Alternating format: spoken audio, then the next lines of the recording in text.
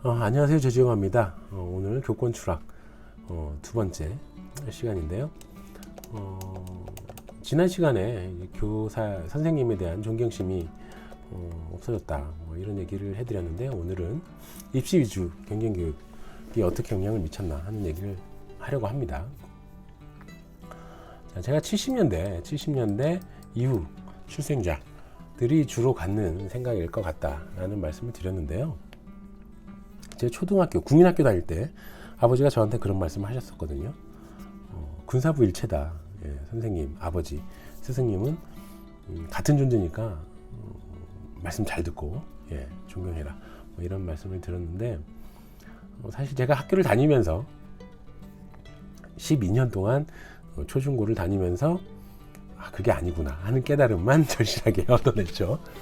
근데 그게 70년 이후 출생자분들이 공통적으로 갖는 느낌일 것 같다라는 거예요.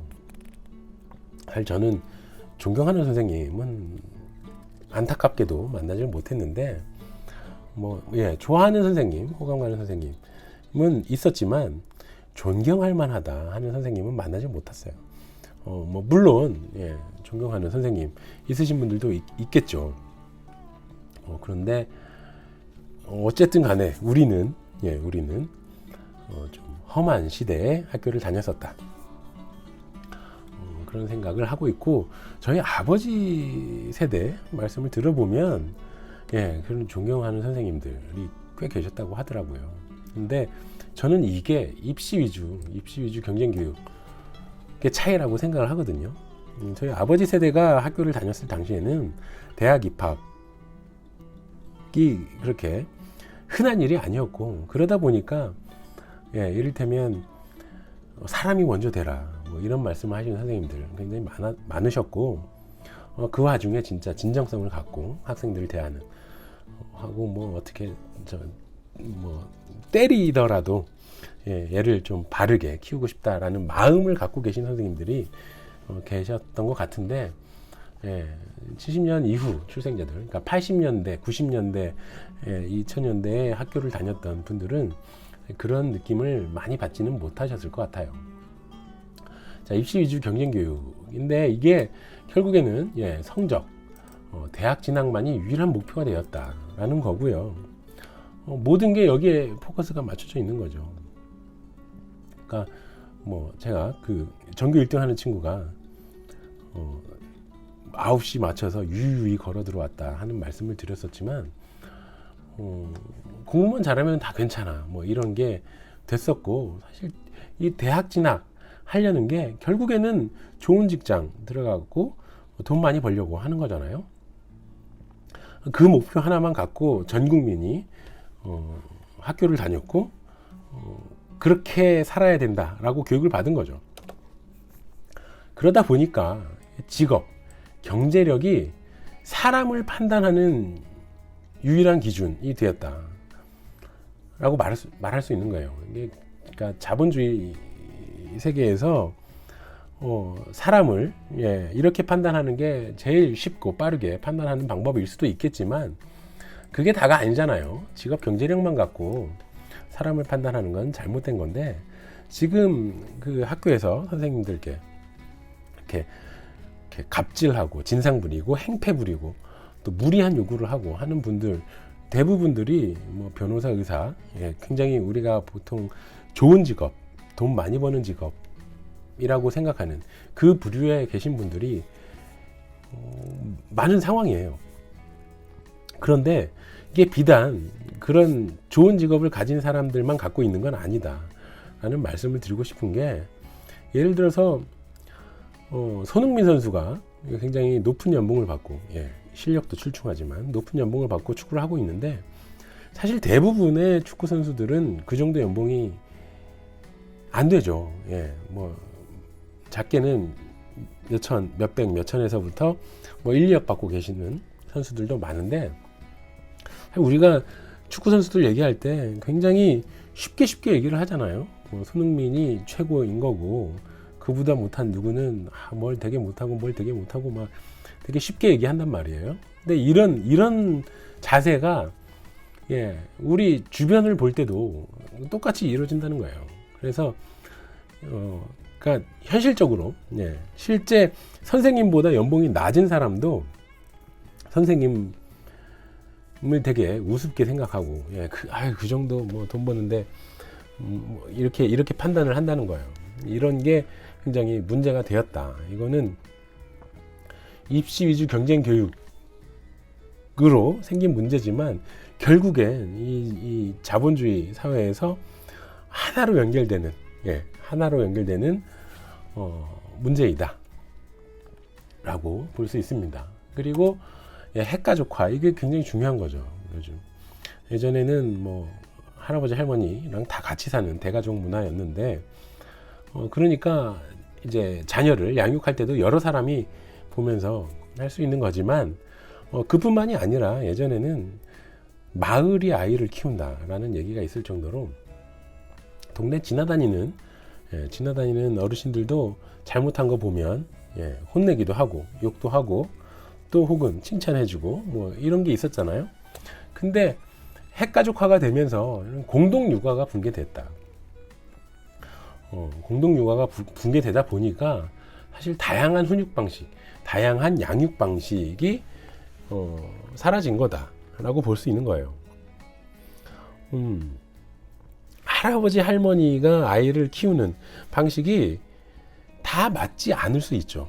다 맞지 않을 수 있죠. 그렇지만 여러 사람이 아이들을 케어하면서 굉장히 다양한 방식의 양육, 훈육이 있을 수 있고 또 아이도 자라면서 좀 판단을 하게 되거든요. 할아버지 말은 좀 잘못된 것 같은데 할머니 말은 좀 아닌데 하지만 뭐 어른이니까 함부로 얘기하거나 대들거나 하지는 않죠.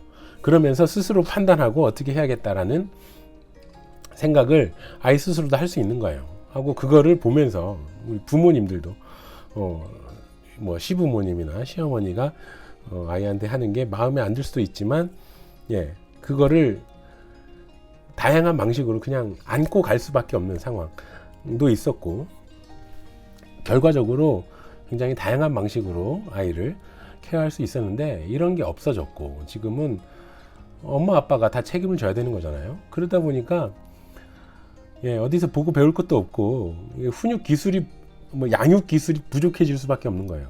아이를 대할 수 있는 양육 방식, 양육 기술이 부족해질 수밖에 없고 그러다 보니까 오은영 선생님 같은 이런 분들이 신적인 존재로 추앙받을 수 있는 거죠. 그런데 뭐 오은영 박사님뿐만이 아니라 유튜브에 정말 다양한 전문가 분들이 아이들을 어떻게 양육해야 되는지 교육시켜야 되는지 혹은 훈육해야 되는지에 대한 많은 가르침을 주고 계세요. 근데 이것도 유튜브가 갖고 있는 특성상 이렇게 모든 걸 다 얘기해 줄 수는 없는 거고 그 케이스 바이 케이스로 설명이 될 수밖에 없는 거죠. 그러니까 사실 부모 입장에서는 아이를 키우는 양육에 대한 전반적인 지식을 좀 공부를 한 이후에 그런 오은영 박사님 설명이라든가 다른 선생님들 설명을 참고해서 이렇게 끼워 넣기를 하면서 큰 생각을 가져야 되는데 부모님들이 그렇지 못하다 보니까 그런 단편적인 얘기들이 전부인 것처럼 생각을 하시면서 내 아이를 오은영 선생님 말한 것처럼 대해달라라는 요구를 하게 되는 거죠. 선생님들한테. 그런 상황에서 문제가 생길 수밖에 없는 거예요. 그러니까 지금 우리가 갖고 있던 그 선생님에 대한 뭐 인권을 침해한다든지 부조리한 행태를 본다든지 혹은 무능한 면을 본다든지 이런 것들로 쌓여진 것 그리고 입시 위주의 경쟁 교육으로 우리가 가야 될 목표를 설정한 것 그리고 그걸로 세상을 보게 된 것 그리고 핵가족화되면서 다양한 훈육 양육 방식을 잃게 되고 우리가 모든 걸 책임져야 되는 상황이 됐는데 지금 뭐 부모님들 다 아시겠지만 내 아이가 걸린 일이라면 좀 없던 용기도 생기는 편이잖아요. 없던 용기도 생기는 편인데 이런 게 좀 과해지다 보면 지금 일어나는 일들처럼 무리한 요구를 하게 되는 거고, 선생님들한테 이게 더 세지다 보면 이렇게 자꾸 문제를 일으키게 되는 거죠. 선생님들이 힘들게 하고 교권이 추락하게 하고 결국에는 이게 뭐 물론 제가 지금 여태 말씀드린 게 그냥 보편적인 얘기를 해드린 거고, 이 부분이 유독 튀어나오는 사람들이 문제를 일으키는 거지만 다 이렇게 생각하는데 왜 난 안 그런데 뭐 이런 생각을 하시냐면요, 우리는 인간의 도리를 알기 때문이에요. 이분들은 선을 넘으신 거고, 선생님 존경하지 않아도 되죠. 그냥 직업적인 교사, 교육 공무원으로 생각해도 되고, 뭐 적당히 알아서 해라 라고 할 수 있지만, 우리가 선을 넘지 않는 거는 선생님이라는 직업, 혹은 뭐 이거는 식당 아줌마, 혹은 어디 저기 배달해 주시는 분을 대할 때도 마찬가지예요. 다 우리는 인간의 도리로서 적당한 예의를 갖추고 사람을 대하잖아요. 근데 이분들은 그러지 않다 보니까 자꾸 선을 넘게 되고 무리한 요구를 하게 되고 갑질을 하게 되고 진상을 부리게 되는 거죠.